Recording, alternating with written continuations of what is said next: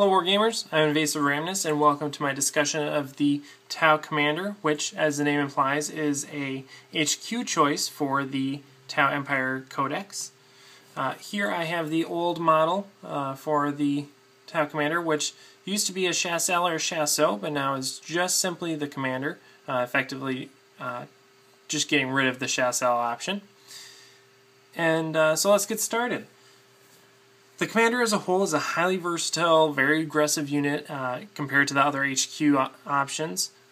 Like the Adriel or some of the special characters are much more based in utility and buffing other units, whereas the Commander is really just a really good crisis suit. And then of course he takes a Warlord trait, which can potentially make him or the rest of your army even better. So very straightforward in concept, but not so straightforward in application, largely due to the versatility of loadouts and war gear options and how you can really use him. So, like I said at the beginning of the video, he's highly versatile.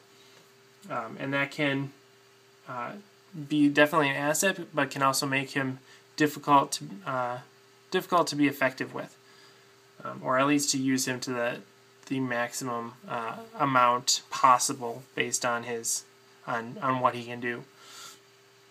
So let's talk about how the Crisis Suit Commander differs from a standard Crisis Suit in terms of loadout. Well, a lot of the things that I mentioned in my Crisis Suit video are the same. You still have a few options that are really going to be the core, but overall there aren't any poor choices. Because he has Ballistic Skill 5, you're probably going to want to capitalize on that and use some of the more potent weaponry available. He also has access to the Airburst Fragmentation Projector and the Cyclic Ion Blaster, which are 1 per army. They don't necessarily have to be in your commander, but they're 1 per army, and really, if you're going to use it, it makes sense to have it be on your commander. Of those two, they're not necessarily auto takes. They're not great. The AFP, the Air Bursting Fragmentation Projector, which this is the old model for, which I just think is an atrocious gun model. It doesn't make a lot of sense to me, but the AFP is, it's a large blast, which is great, although it's more strength.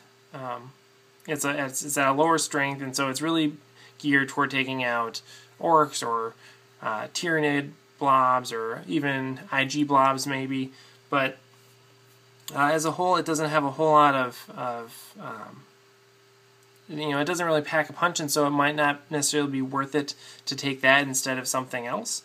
The Cyclic Ion Blaster, because it's an ion weapon, can overcharge, which is really nice, which in my opinion makes a Cyclic Ion Blaster better than the AFP in this edition. I would, obviously I went with AFP in the old Codex, but now I'm going to be loading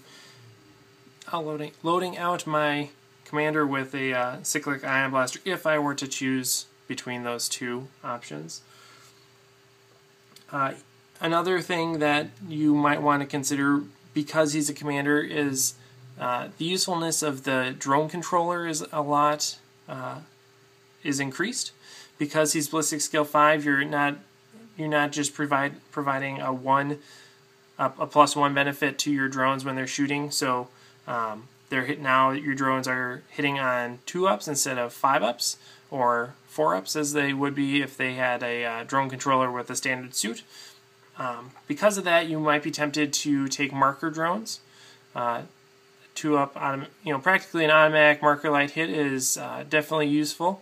The only downside with that is that then he's either you'll want to have him join a full marker drone squadron, so you just pepper something with marker drones, or you'll have him floating in between terrain, just acting independently in order to marker light things, which might diminish some of you might have to shoot at targets that aren't necessarily your highest priority with his standard weapons because of the marker drones, because you want to marker light something. You otherwise will want to take shield drones because he's going to be a target of low AP weapons fire, because people want to kill your warlord for the points, but also he's a really awesome crisis suit. And as I talked about in my other video, crisis suits are awesome, and if you have awesome on top of awesome, well, that's just deadly. So you want to get, your opponent will be shooting at him certainly. You can include the marker drones and attach them to a different unit, and just accept that those marker lights are going to be shot at a unit that's also getting hit by a unit of crisis suits already. On that note, the commander can also take Bodyguard, which really are suboptimal choice, because you can stick him with just standard crisis suits because he is an independent character for cheaper. Although they're not quite as good because they don't have access to some of the same stuff.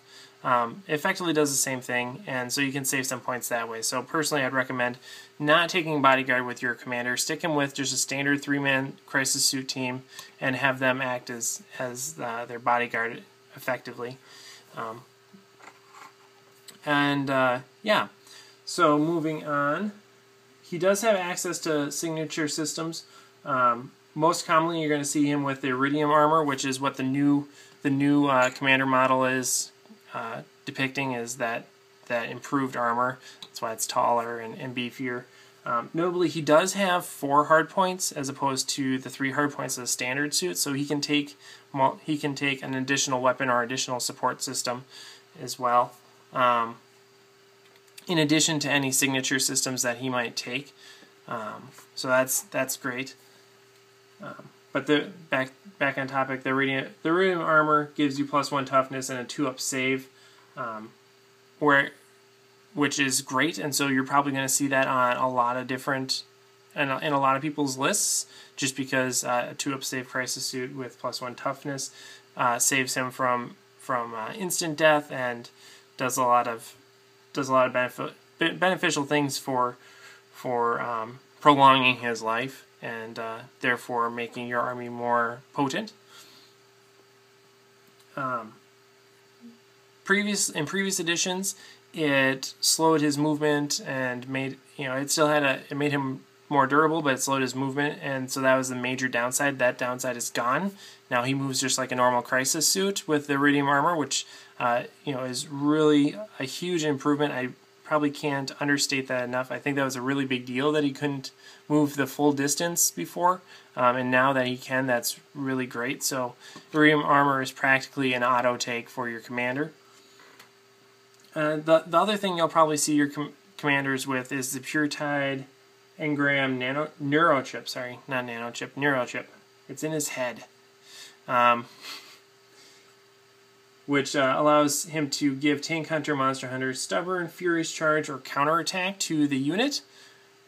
So the reason why you would take that is if you're joining a standard crisis suit team and you want to shoot down a monstrous creature, or you're joining a broadside team and you want to take out some sort of armored vehicle or something like that, that'd be really useful.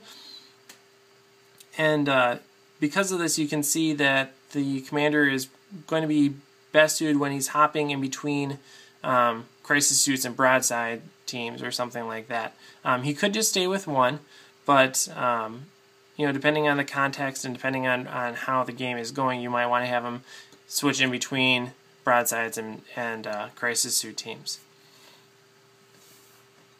The other options for the signature systems are more contextual, situational, gimmicky maybe, like the Onager Gauntlet makes him hit harder in close combat, but you're a Tau, you don't want to be in close combat, so you probably don't want to get that. The multi-sensor sweep, or multi-spectrum sensor suite is an interesting concept. Basically what it does is, instead of the model that has it firing, everyone else in the unit gets to ignore cover.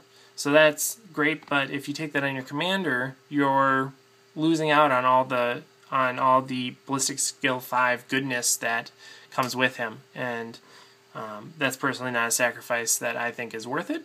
So I wouldn't necessarily recommend that. The place that I could again see that being useful is potentially in a Farsight Enclave Bodyguard team, where you give one of the Bodyguard teams that sensor suite and can make the remaining 7 models, including Farsight, more effective in shooting. But for a standard commander, that's probably not worth it. So as a whole, I'd recommend that you definitely take the commander as one of your HQ choices. If you're watching this video and there is not a generalized HQ video up on my channel, there will be soon, and in that I'll talk about what your other options are and give more a general overview of what's good to take and why. But the commander offers a lot of versatility and a lot of firepower with him that is a good complement to the other more utility-based HQ choices that you have. I probably wouldn't recommend taking 2 of them in a list, just because the other HQ options do have such strong utility options. But definitely as a single choice in your army, I think he's probably really well suited to making your army even more effective. So as a whole, the pros are that it's a better crisis suit. So he has all the benefits of a crisis suit, just better. He takes more weapons. He's more durable. He has higher leadership. He's your warlord. Really great. Whereas the cons are that, again, it's easy to invest too many points in him. Sometimes it can be difficult to use him effectively, and it can be a point sink when you want to have all these other awesome HQ choices in your army. So think that's it. Again, as a conclusion, Tau Commander is great. And thanks for watching. If you liked this video, please hit the like button. And if you have any other comments on the Tau Commander, leave them below. And as always, please subscribe. It helps out a lot. Thanks.